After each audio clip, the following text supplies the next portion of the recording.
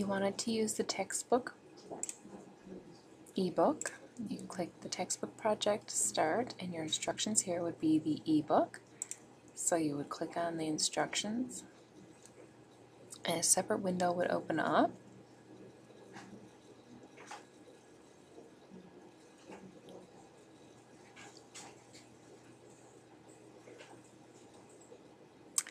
Okay, so this is your ebook, and you can see down here these are all the steps they're asking you to do.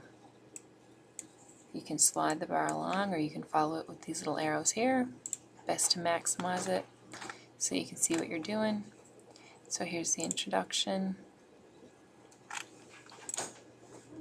and this is what your project will look like, and the steps that you have to follow to get there are these little orange circles here. So click the start button on Windows taskbar.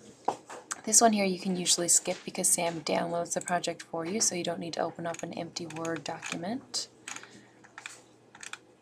But you can scroll down through just to take a look at everything, and they're just giving you some more information about different tools. But the things you need to follow are these little steps right here. Click the View on the ribbon tab to display the View tab. Verify the Print Layout button.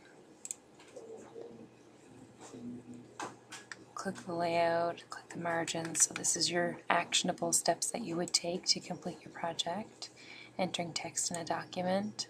So this is the start of it. Wash your hands right here. Okay, so type wash your hands as the headline, and you will end up with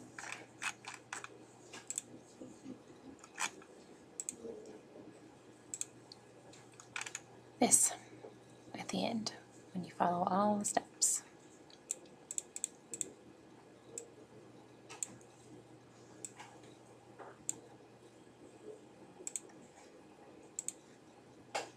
There you go. When you see summary, you are completed with your project. So then you would just make sure that you have it saved with the right name, so they're expecting to see _ your name here, and then you just submit it just like you would a typical SAM project.